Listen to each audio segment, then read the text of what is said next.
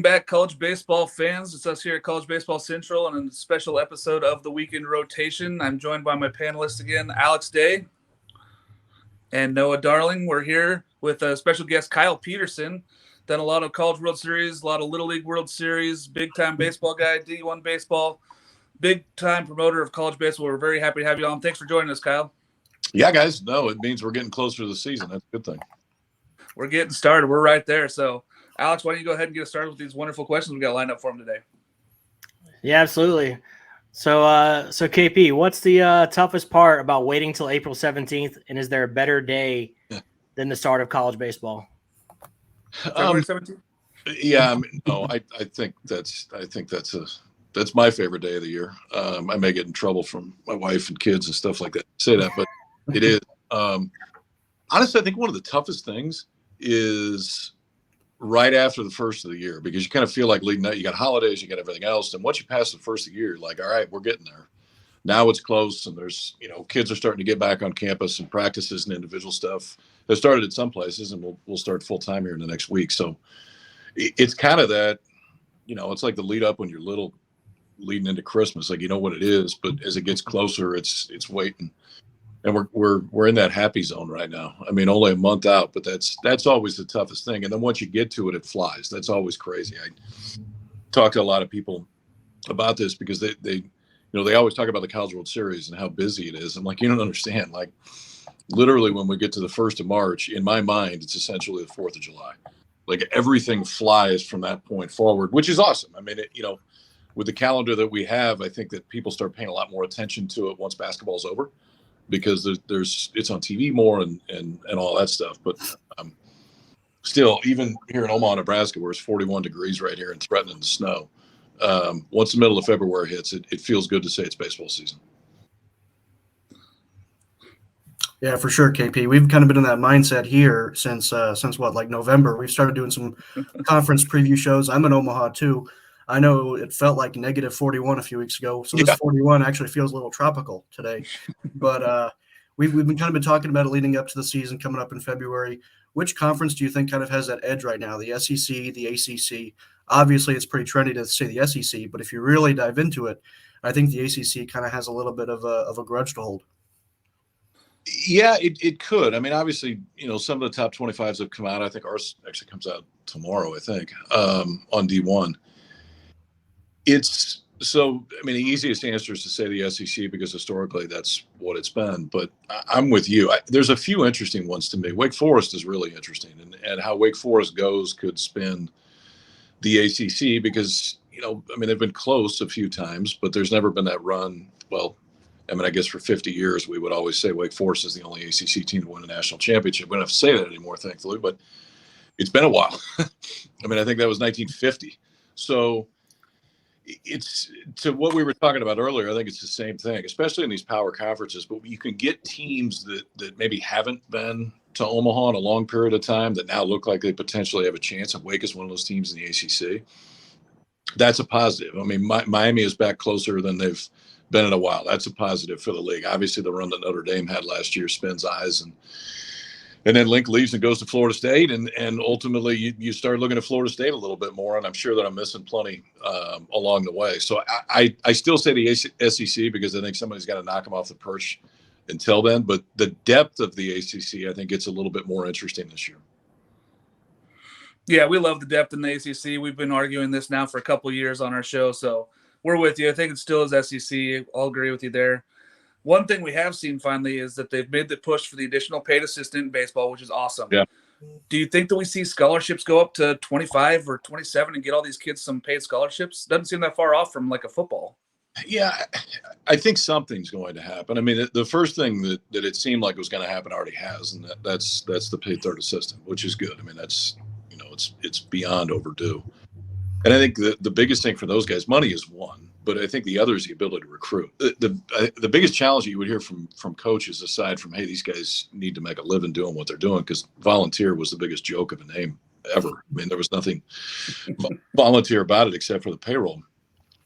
But when they couldn't recruit, it was a lot harder for them to go get that first job, because they hadn't been on the road as much. They may see it a lot, But obviously recruiting is the lifeblood of any program. And I think that's one of the biggest advantages of adding that additional assistant and allowing them to recruit is that to where you're arming your next set of, top line Division I assistant coaches in time, your next set of head coaches somewhere with the ability to go out and recruit. And I think speed up what the process is of what their development is. The scholarship thing is going to get interesting because, I don't think we're that far away from, whether it's the Power Fives and others in addition to the Power Fives that really come in and say, listen, this is actually what we're going to do here. We are going to have more scholarships, and not everybody needs to provide them. That's up to you, but we want the ability to do it.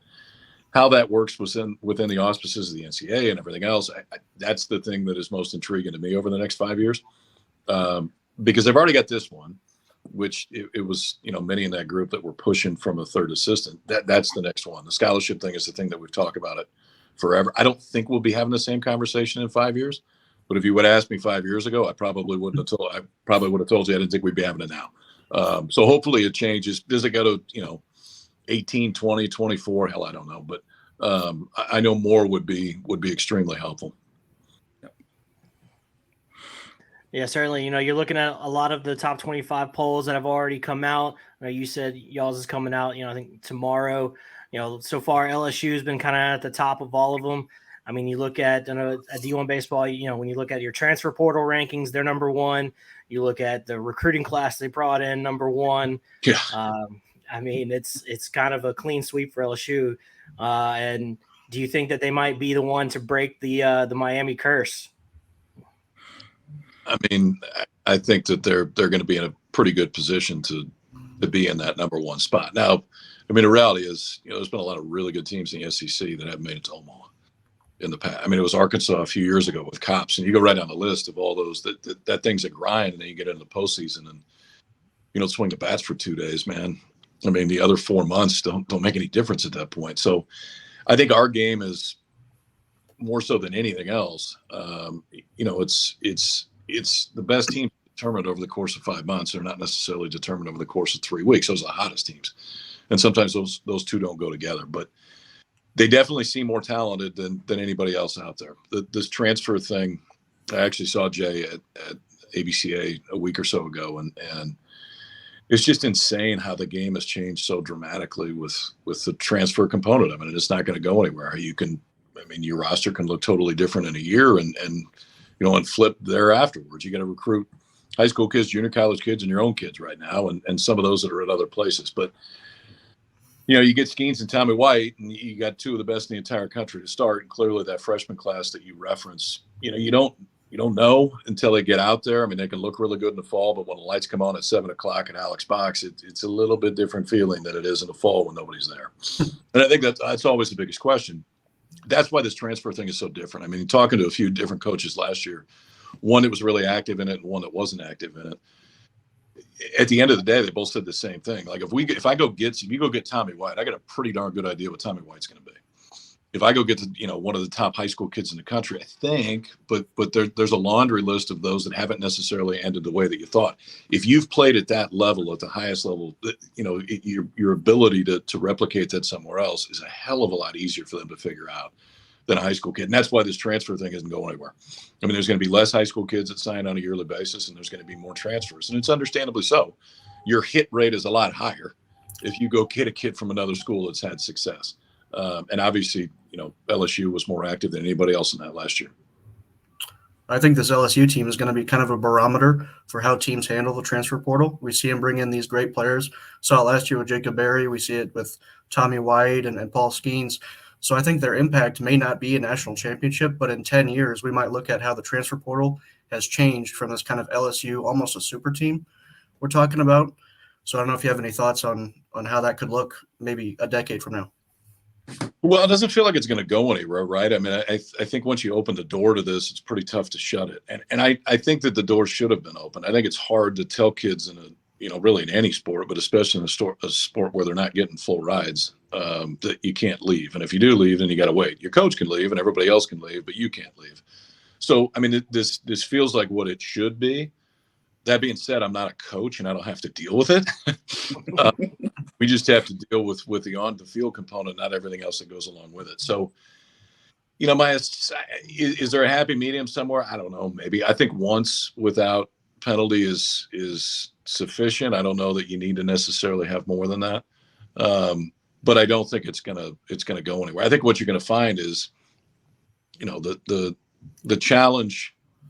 I think the challenge for the mid majors and the smaller Division I schools is going to be do they feel like they're, in essence, the minor leagues to the Power Five in college baseball. And I know that happens in some other sports. We see it in basketball a lot too. That's, I would say, the disappointing consequence of this is it's inevitable. We've already seen it many times. We're going to see it many more.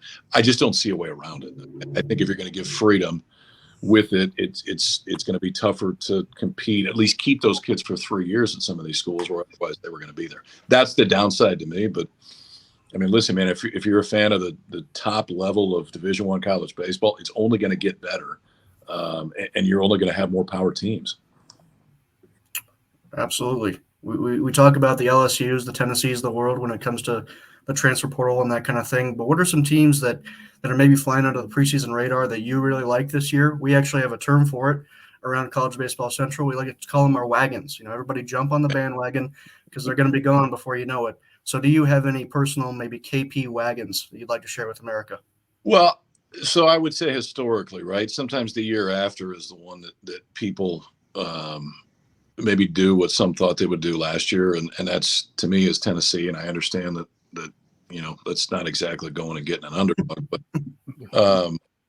I'd be surprised if Tennessee doesn't find their way to Omaha this year. For one, their rotation is absurd if they stay healthy. It's big leaguer, big leaguer, big leaguer, and then we'll figure out the rest after that. And that's not even playing in whatever else they brought in.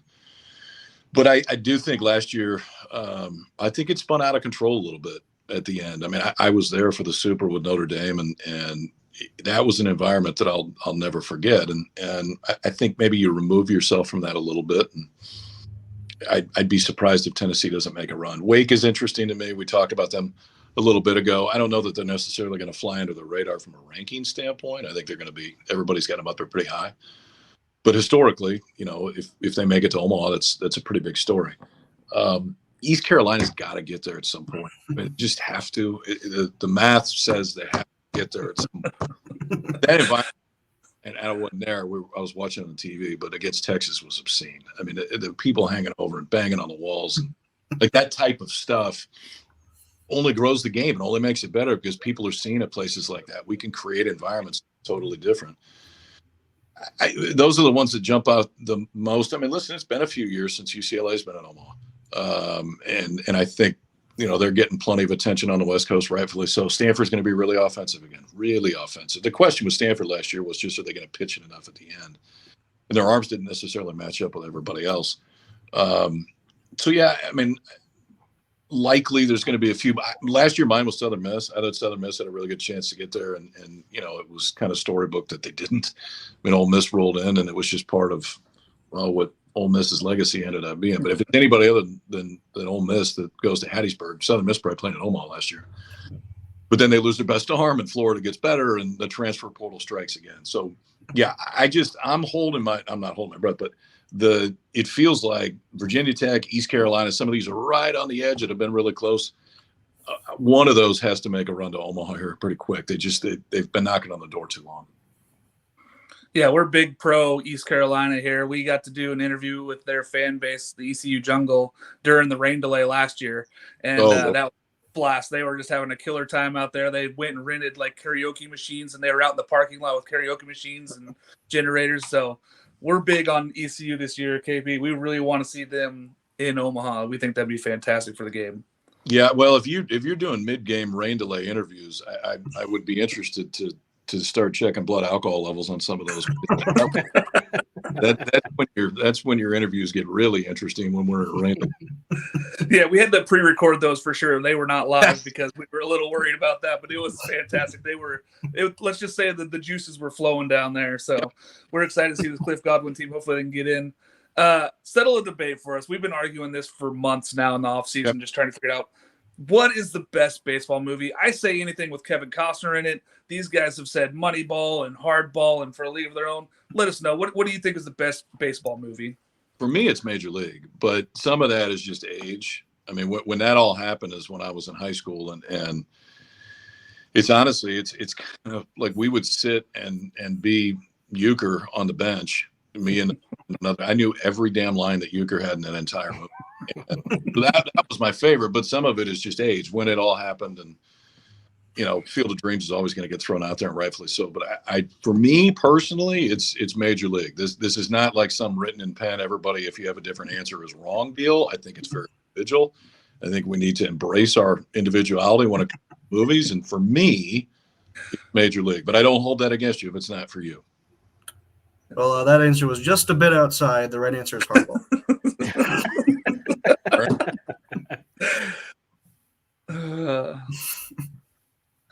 KP, so what coaches or players are you most excited to see perform, this year?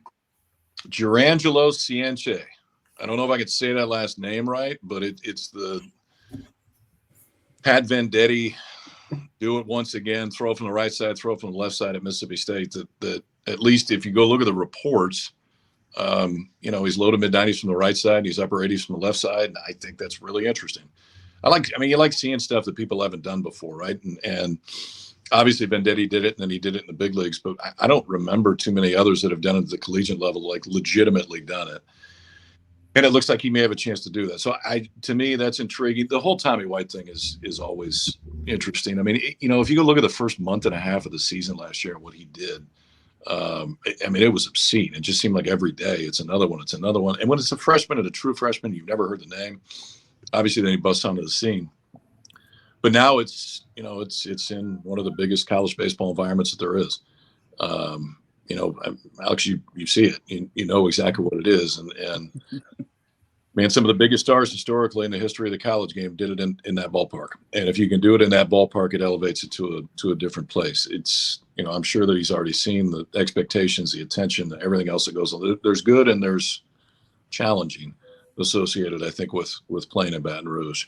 But that's one of them. I don't know. Those would be the biggest. I'm always interested to see what freshmen, the guys that weren't supposed to get to campus that ended up getting to campus and what they turn into. That piece is always fun. The other is now with a 20-round draft and not too many signing from free agencies, we just have better players. And I think it's kind of a larger, more interesting thing in the relationship between college baseball and Major League Baseball. Because for a long time, it felt like this argument, like we develop better, no, we develop better. And it was this back and forth, but there doesn't need to be an absolute. Both really develop. But if you're Major League Baseball, and the last 10 years of the draft have shown as much, kind of like we were talking about with transfers, your hit rate's a lot better with collegiate baseball players because you've seen them play at a higher level. And, if you're a scouting director, you're a GM or anybody else, and you keep your job a lot longer if you're right more often. And it's easier to be right with guys that are in college. Ceiling may not match up sometimes with high school guys. Obviously, the top-end guys are still going to be the top-end guys. But I think it's only strengthened our game. I think that the Major League side has realized there is true massive development that takes place in the collegiate game. And many times it's advantageous if you let those kids grow in that environment. We only like that. That means we get to see them, in a college uniform for 2 or 3 years. And then ultimately, you got guys like Pete Alonso that it doesn't take them very long to get to the big leagues. They weren't looking at Pete Alonso out of high school the way that they did when he went out to Florida and hit a ball in dead center field at TD Ameritrade that no human does. That made Pete a little money, and I just saw that Pete made a little bit more money the other day when he settled his arbitration case. So Pete will be okay, but that piece of it, I think our game is as strong as it's been. The COVID component continues to go through, but there's just more kids staying in college than were before. Well, you talk about ECU, you talk about the pressure cooker in Baton Rouge. Who's kind of on your short list for the best fans at the college level? And then if you had to leave the booth for a game and just sit in the crowd and take it all in, you just had to pick one stadium, what would it be? Well, I've done it. And that part's, we broadcast a game from the left field lounge one time in Starkville. And aside from like the guys that it was their apartment or whatever the hell it is. And so they had some chef come in and make food, and then they're throwing you food the entire time, and then they're trying to feed you beer, and I'm like, no, we're actually on live American television right now. whether I want to or not.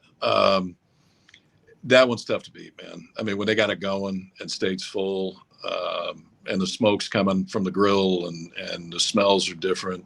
To me, it's kind of there in Ole Miss. Arkansas's right there, but the student section at right field at Ole Miss when they hit a home run is the greatest. I mean, when you see 750 beers go flying up into the air like that, you know exactly where you are. And I think that's the thing with these best environments. Like if you look at it right away and go, I know where that is. That's Baum Stadium. I mean, what they've continued to do down there is absurd. I mean, now it's almost entirely enclosed when you look all the way around it and all the new stuff in right field at Arkansas. But I'm going to pick two. I know you asked me to pick one, but I'm going to pick two, and it'd be State and Ole Miss. And they're different, but they're both so college. Like you're at a college sporting event, and I'm always drawn to those at this level. It's pretty special in our game, man, and those people are beyond passionate. Yeah, I mean, that's the thing. Like, I get to watch games at Goss all the time here in Corvallis, and those fans are terrific. And then you go watch a game in the South, and it is different. It's just different when you go down there. You're like, this is just not the same kind of baseball. You're not used to it when you walk down there. No, and I mean, some of it is the area of the country and the way that they're set up, and others that it was, it's just the history of all of that stuff at Mississippi State. I don't know if you guys ever went to State before they built a new one, but when they used to roll trailers, they would roll in there and they don't move for the entire year. And some of these things, OSHA would trip over themselves if they saw them. Because there's no way. I mean, you roll it in, you roll it out. It ain't going anywhere else. It's not going to be beneficial. But yet that was it. Like the environment that it created was so uniquely Starkville, Mississippi. And that's what you loved. And Oregon State is the same type of feel. It's uniquely Corvallis. Like you're not going to mistake it for Starkville, that's for sure. But when they get it packed, it's an awesome environment. I'm kind of a sucker for those. I'm a sucker for the legitimate college baseball environments, and whether there's 4,000 people there or 12,000 people there. I mean, if you jam it at Stanford, which they don't very often, but if they do, I mean, you got 4,000 people. That's it. But yet, you know where you're at. You're at Sunken Diamond. There's no advertising. Everything's green in the outfield. That's cool. Is it as loud as it is when you go to the box? No. It's there's no Chris Guillotte at Stanford that's going around go Tigers. They don't have that, dude. But yet it's uniquely college, and there's so many of those environments. I love the environments that they bring to Omaha. You think the last two national championships, Mississippi State and Ole Miss, Omaha did away with general admission. What would that crowd look like if you had, no disrespect to those fan bases, Vanderbilt and Michigan playing in that game? It would look entirely different. It wouldn't be the zoo that we saw the last 2 years. It's really, really special what they bring here. They're so passionate. I mean, I would just tell you, buddies of mine that were like, I'm not going to go to a game tonight. I think I'm going to sell tickets because I can't get down there. The market was obscene. I mean, their demand for it there's just certain fan bases that travel differently, and it doesn't make them any better than anybody else. They just kind of care more in numbers, and State is that way. Arkansas is that way. Ole Miss is that way. Clearly LSU is. There's others, but yeah, I would say the last 2 years, that ballpark environment was pretty awesome. And I think now too, the change, and we've been pushing for it for a few years, but I think it makes a big difference.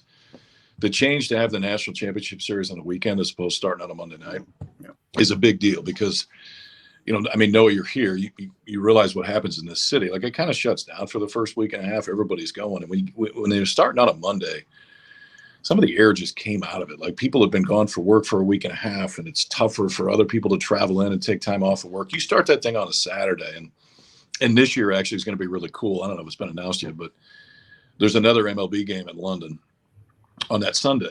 So it'll be game 2 of the finals. So you'll have, from an ESPN standpoint, you'll have Major League Baseball game in London, which transitions into game 2 of the finals, which transitions into baseball tonight, which transitions into Sunday Night Baseball. Like you get a full day of kick-ass, different level, best in the world baseball. That I think creates a really cool environment if somebody wins it that day. And if they don't, now we go to Monday night, which is when they crown the champion in college basketball, which is when they crown the champion in college football, and it's a winner take all. So yeah, I'm with you. I think when those fan bases showed up, it created something totally different. But I do think that weekend thing makes a difference. Yeah, the weekend makes a huge difference. Speaking of the World Series and calling any game that you've called What's your favorite one that you've ever been in the booth for being able part of? Yeah, so I mean, full disclosure, you guys sent me some of these before, and I looked at them, and honestly, when I read this, the games that stick out the most to me was the super between Vandy and Mississippi State. And obviously, it wasn't CWS games; it was a super. But man, those 3 games were 3 of the greatest college baseball games that I've ever watched in my life.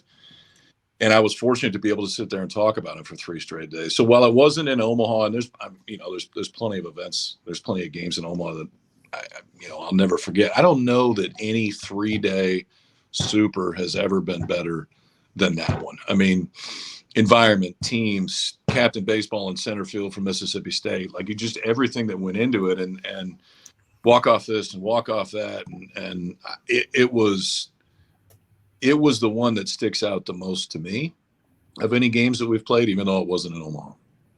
Now I do have to kind of take credit for that, because we talked about it before we got on, and that was my guess. Although it's totally unfair, because I did ask you about that right after that in Omaha. Yeah, you said that it was the best one you've ever called. So I really just had to bank that it's been 5 years and you haven't topped that. So I got lucky. No, I will tell you the one that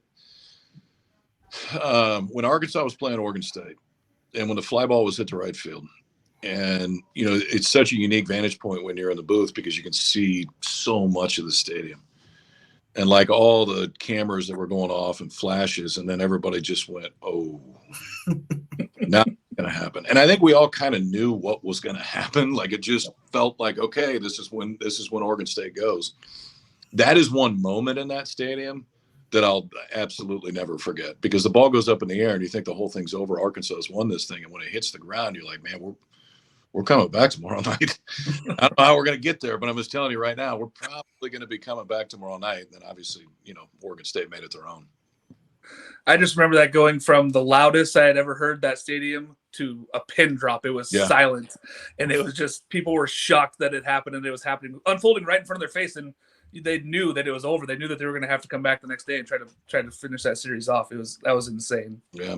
The last game at Rosenblatt was awesome too. I mean, the Whit Merrifield walk off, and I was doing sidelines. I wasn't in the booth then, but so you're down on the field when the whole thing happens, and I either Bauer or Cole, I don't remember which one, was actually in the bullpen, didn't come into the game.